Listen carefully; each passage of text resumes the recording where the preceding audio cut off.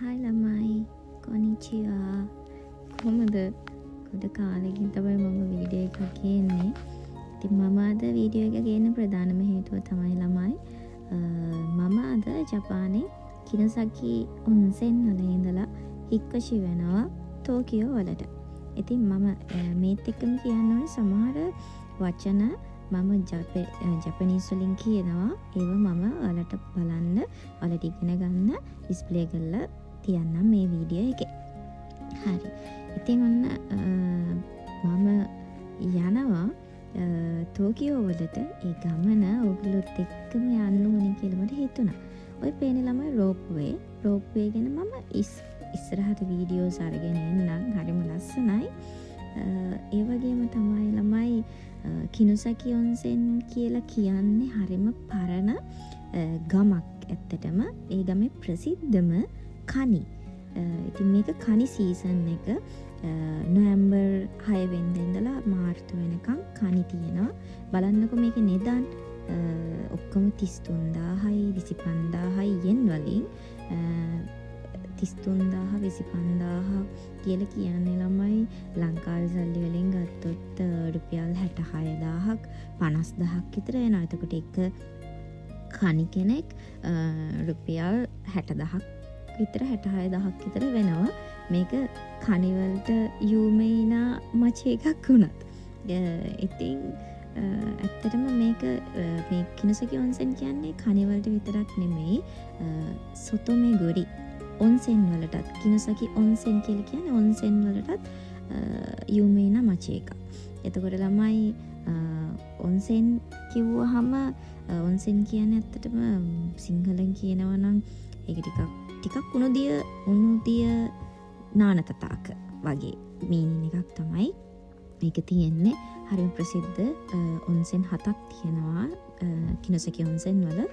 ඉතින් මට අද පැය 8ක විතර ගමනක් තමයි ළමයි යන්න තිබුණේ කිනුසකි ඔන්සෙන් වල ඉඳලා ටෝකියෝ වලට. මුකුත් කාලෙ හිටියේ නැති හින්දා මම පොඩි දේවල් ටිකක් තමයි ඇත්තටම කන්න ගත්තේ. මොකද කන්න තරම් මට ඇවිල්ලා මූඩ් එකක් තිබුණේ නැහැ.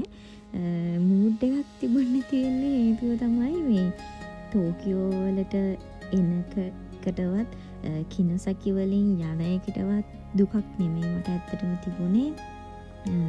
මට හරිම මේ බෑඩ් එක්ස්පීරියන්ස් එකක් විඳින්න වුණා ටෝකියෝ වලට එන දවසේම.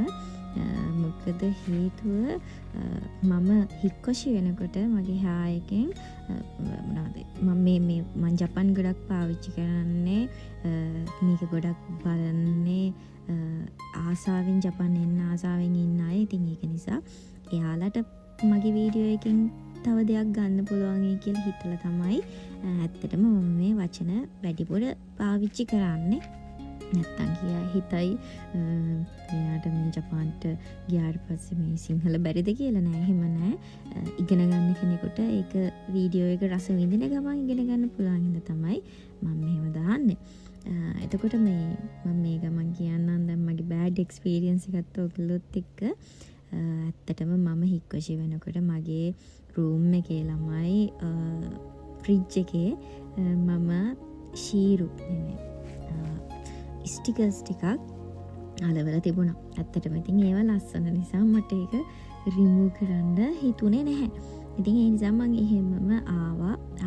එකියට ඇවිල්ලා මම මගේ ටිකට් ටිකක් ගත්තා. රිසර්වේෂන් දාගත්තා. මොකද සාමාන්‍යයෙන් 40000ක් විතර යනවා මට මගේ ගමනට ශින්කන්සෙනුත් එන්න ඕනි හින්දා. ඉතින් මම ඔක්කොම කරගෙන මගේ කීප්පුත් අරගෙන ඉන්නකොට ට්‍රේන් එක එනකන් මට කතා කරා මගේ කයිෂයෙන් කතා කරලා කිව්වා ඒගොල්ලෝ කකුනින් කරන්න ආවා. හයා එක කකුනින් කරන්න ආවහම මේකේ මේ ස්ටිකර්ස් ගහලා තියෙනවා. ඒව ඇවිල්ලා රිමූව් කරලා යන්න කියලා. එතකොට ළමයි ඉතින් මම සෝජි කරන්න මම ලස්සන්ට පිරිසුදු කරා ඇත්තටම මගේ රූම් එක. ඒ වුණාට මම සෝජි කරන්නත් 40000ක් වෙනම ගෙවලා තමයි ආවේ. ඉතින් ජපානය කියන්නේ හරිම පිරිසුදු හරිම පිළිවෙලට තියෙන රටක්. ඉතින් මම මේක හොඳටම දන්නවා. ජපානයේ මොකද මේට අවුරුදු 7කට 8කට කලිනුත් ජීවත් වෙච්ච කෙනෙක් විදිහට. හැබැයි මට මම හිතුවේ නැහැ ගොඩාක් ස්ටිකර්ස් තිබුණ නැහැ 2ක් 3ක් වගේ තිබුණේ. හරිම ලස්සන ඒවා. ඉතින් මට ඒක හිතුවේ නැහැ ඒ වගේ මම සෝචි කරන්නත් 40000ක් ලංකාවේ සල්ලි වලින් රුපියල් 40000ක් ගෙවපු නිසා සහ මම හිතුවේ නැහැ ඒක ගලවන්න ඕන වෙයි කියලා ඇත්තටම. මම හිතන්නේ ඒක මගේ වැරද්ද වෙන්නේ නැති. නමුත් ඒගොල්ලන්ට මම මගේ ටිකට් එකත් මම දැන් අරගෙන ඉවරයි කිව්වහමත් ඒගොල්ලෝ කිව්ව ළමයි හැවිල්ල ඉවර වෙලා ඒක ගලවලා යන්න කියලා. ඉතින් ඒක නිසා මම ආපහු ගියා. ඒ යනකොට මම තව ඔයාලට ලස්සන කතාවක් කියනවානේ. මම වාඩි වෙලා හිටියේ පුටුව උඩ. මම ට්‍රේන් එකේ නිකන් හිටියේ පුටුව උඩ. මගේ හැම දෙයක්ම මම දාලා තමයි ගියේ. මම හිතලමයි ඒ කියන්නේ අමතක වෙලා නෙමෙයි. මට මගේ මූඩ් එක මට අවුල් වෙච්ච නිසා මගේ පර්ස් එක මගේ කාඩ් හැම දෙයක්ම මේ ඇත්තටම මම වාඩිලා හිටියේ පුටුව උඩ. මම මේ ටික ඔක්කොම තියලා ගියා. ඒකට හේතුව තමයි ඉතින් මේ ජපානයේ තියෙන ආරක්ෂිත බව සහ ඇත්තටම ජපානයේ කවුරුවත් අනුන්ගේ දේවල් ගන්නෙ නැහැ. ඉතින් ඒ නිසා මම මේ ටික එහෙමම තියලා මම ආපහු කයිෂයකට ගිහිල්ලා කගිය එක අරගෙන මගේ හයා එකේ මම හයා එකට ගිහිල්ලා අර ටික ඔක්කොම මට පැයක් විතර ගියා ඒ වැඩ ටික ඉවර කරගන්න. ඉතින් මම පැයකට විතර පස්සේ එනකොට ඉතින් මගේ බෑග්ස් ඔක්කොම ඒ විදිහටම ඒකේ පුටුව උඩ තිබුණා. ඉතින් ඒ බෑඩ් එක්ස්පීරියන්ස් එකත් එක්කලා මම ටෝකියෝ වලට මට එන්න පැය 7ක් විතර ගියා. ඉතින් ඒ 7ක් විතර ගියපු ගොඩක් ඇත්තටම ගොඩක් ස්කරෙතා. ඉතින් ඒක නිසා මම කොහොම වුණත් හැමදේම සුබවාදීව දකින කෙනෙක්.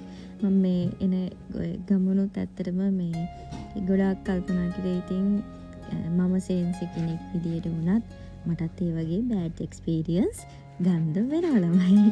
ඉතින් ඒක නිසා මම අලුත් වීඩියෝ එකකින් මේ වගේ එක්ස්පීරියන්ස් එකක් එක්ක ආපහු හම්බ වෙනවා.